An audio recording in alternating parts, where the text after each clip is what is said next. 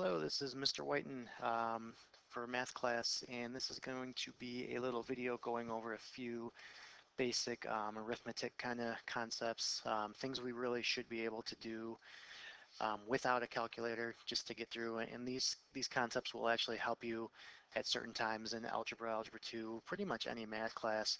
I know a lot of the more complicated things can sometimes be brought back to these, like some issues with fractions and whatnot. In algebra, algebra 2, and pre-calc, you end up doing things with which we call rational functions, which are basically fractions, but they have a bunch of variables in them and stuff. So if you don't know how to add or multiply basic fractions like these, it's going to make that stuff a lot more difficult. So same with long division. You may remember doing long division back in elementary school. That'll come up in your high school math classes as well with polynomial division. So let's look at a couple things here. First off, just kind of walking through how to write something as an improper fraction. So with number one, the way it's written is it's a mixed number. It has a whole number part and a fractional part. And the little trick to do these is, first off, I would ignore that negative sign. If a number is negative, I would actually just be thinking about the actual 5 2/3 and then slap the negative at the end. So 5 and 2/3, the trick is take the whole number 5 times the denominator, which is 3, so 5 times 3 is 15. Add the 2 that's in the numerator, so we get a total of 17/3, and then that whole thing's negative. Okay, you can't do that by thinking of negative 5 times 3, because that gives you negative 15, but when you add the 2, okay, you're not going to get the negative 17. Okay, so that's that one. Number two, kind of going the other direction. Basically, this is a fraction, this is a division problem, right? So we're basically saying 5 going into 33. I think it goes in 6 times, right? We know 6 times 5 is 30. So to get the 33, we would have 3 left over pieces and 3/5. Okay, denominator just stays the same. Okay, and then just some integer work here, basically negative 4 plus 15. Some people struggle with negatives when you're adding and subtracting. So it might be helpful, I'm not saying you have to do it this way. Some of you guys can just look at it and know the answer, and that's great. If not, sometimes if you want the negative number to come second, it might be a little bit better to look at it this way. It's addition, right? Oops, that should be a 15. It's just an addition problem, right? So we can switch the order. Remember, commutative property. So 15 plus a negative 4, and then you can think of adding a negative as just like subtracting, and that's how we actually end up getting the answer of 11 there. Okay, and again, if you saw it at the beginning, negative 4, you're starting with negative 4. Okay, you're in the whole 4 and you add 15, you're going to end up with 11. Okay, so that's great. Again, you can do these, think of these however you want. I'm just trying to provide some options here. The 27, take away a negative, so it's kind of like a double negative there, really. So if you're taking away negative, you're really adding, right? So this is really 27 plus 5, okay? And that ends up getting an answer of 32. Okay, number 5 is a basic order of operations, just a little short one here. You see the 6 plus 14 divided by 2. Unfortunately, I'm sure, or fortunately, I should say, we probably all know we can't just go left to right all the time. So we have this idea of what is most important. So usually it's like parentheses, any grouping symbols, brackets, parentheses, anything like that. Then exponents, then multiplying and dividing, and then adding and subtracting. So in a problem like this, we're going to take care of the 14 divided by 2 first. Leave the 6 alone. We're still adding. 14 divided by 2, of course, is 7. And then the 6 plus 7 gets us the final answer of 13.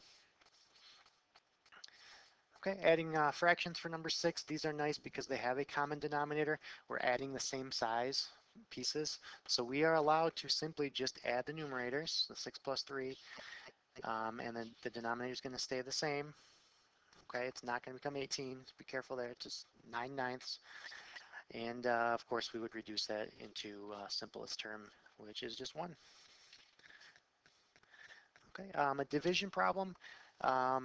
Basically, anytime you have a division problem, when fractions are involved, division is the inverse operation of multiplication.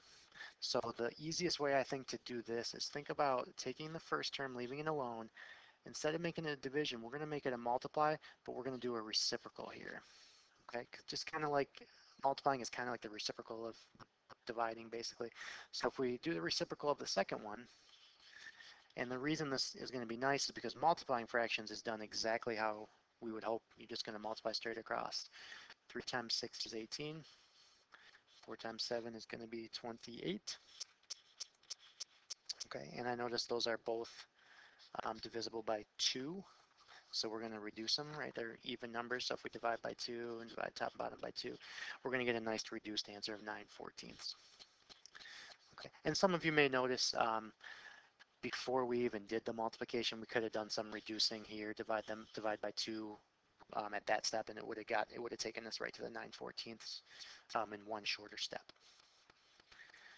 Okay, next one, multiplying mixed numbers. I would just kind of encourage you guys to get them into improper fraction form. We just saw multiplying fractions was pretty straightforward.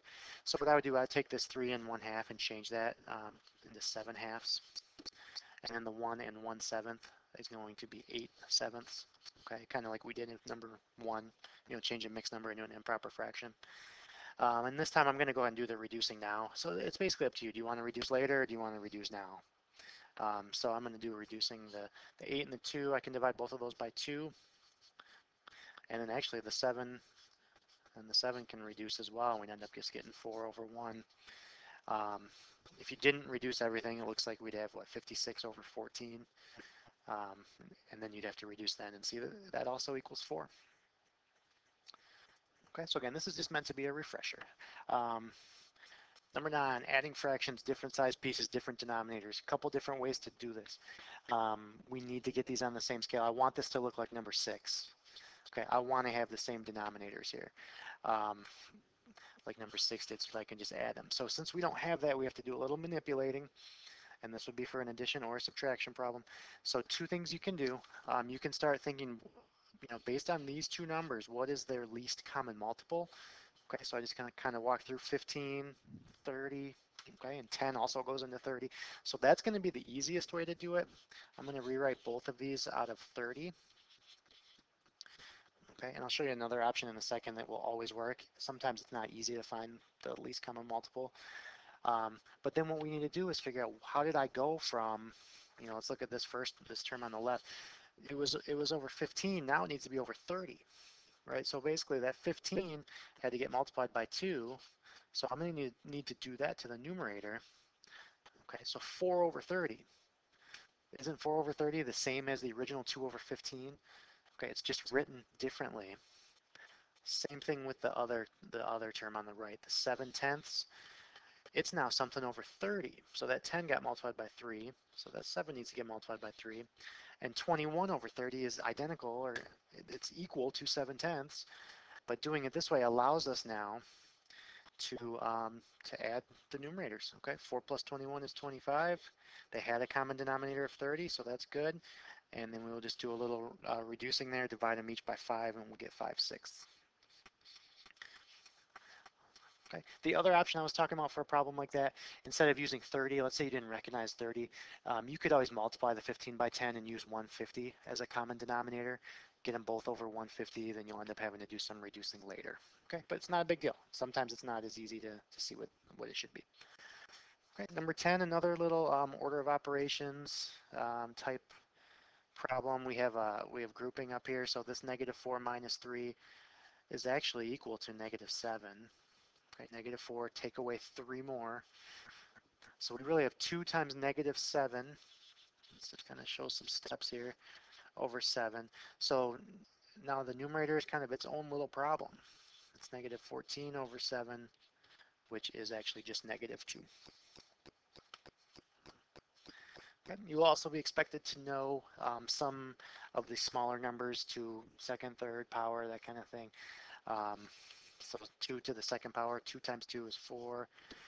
2 to the third power, 2 times 2 again, which is 8.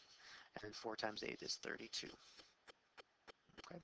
Or if you remember the rules of exponents, another way you could think of this as it's 2 to the 5th power, which is also 32. Remember adding those exponents because they were the same basis. So either way there. Okay, a couple other things. Basic square roots. I'll give you one that's a nice perfect square. Again, no one's really going to be able to do ones that are irrational or decimals. Um, so the square root of 100, I just need you to know that we're looking for what times itself gets you 100. So of course that number's 10. Number 13, a division problem. And this one, I mean, you can kind of do guess and check. You can kind of think about multiplying if you want to set up the long division way, which will actually help us with one of the other problems later. But in here, basically, honestly, what I didn't know it off the top of my head, so I just started listing multiples of 15. I knew it went 15, 30, 45, 60, 75, 90, and I finally got 105. Okay, so I knew this was 15 times 1, 15 times 2, times 3, times 4, times 5, times 6, times 7. So I knew the answer was actually 7. It was 15 times 7 equals 105.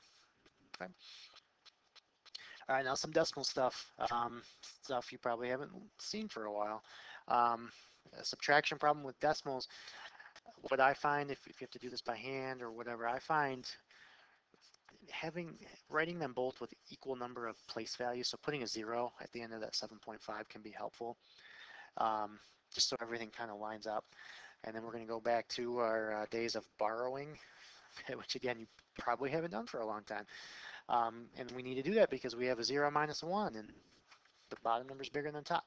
So what I'm going to do with that actually is go ahead and borrow, and change that 5 into a 4, and make that a 10 now. Okay. So I basically borrowed a 10th digit. That's why the 5 went down to a 4, and I just kind of added it to the 100th digit, I guess, in this place. So 10 minus 1 is 9.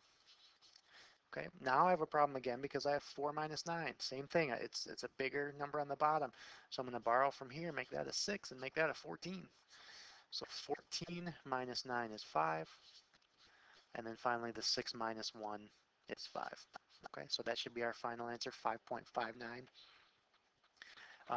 Just an option that I kind of noticed when I was doing this specific one, think about money. Think about if something's $7.50 and you take away $1.91, you could kind of think of it this way. Can you tell me, is this the same thing going 7.50? What if I were to take away 2, but then add the 0.09? And think about that kind of in, actually we wouldn't want the parentheses there, would we? But I mean, is that the same thing?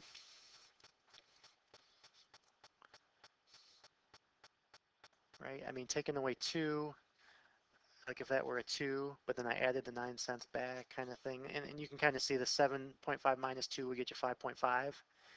And then when you add the 0.09 back, 5.59. So I don't know. Might not have been very clear, but it was just something I thought of. I like to, decimals, I kind of think of dollars and cents problem when possible. Anyways, number 15, same kind of deal, right? We're adding decimals. I want these to line up. I'm gonna slap a 0 on the end there. Okay, and then this one's just going to be, as long as everything's kind of aligned properly, 0 and 7 is 7, the 1 plus 2 is 3, 3 and 6 is 9, my decimal point is still there, and then 9 and 0. Okay, 4.2 times 3.1. The way I like to think about these is kind of get the decimals out of there. Okay, I'm basically getting that over there and getting that over there, just so I have nice whole numbers. Okay, and we'll bring them back in a second. But basically what happens here, to do multiplication, we're going to take the 1 times the 2, and then the 1 times the 4. Okay, and now I'm moving over to the 3. I'm gonna start focusing on this. So that's a tens digit. So I need to put a 0 in there to mark its spot that I'm now dealing with tens. Okay, so 3 times 2 is 6. 3 times 4 is 12. Now I can add these together. 4 and 6 is 10, carry the 1, 1 and 2 is 3, and then 1.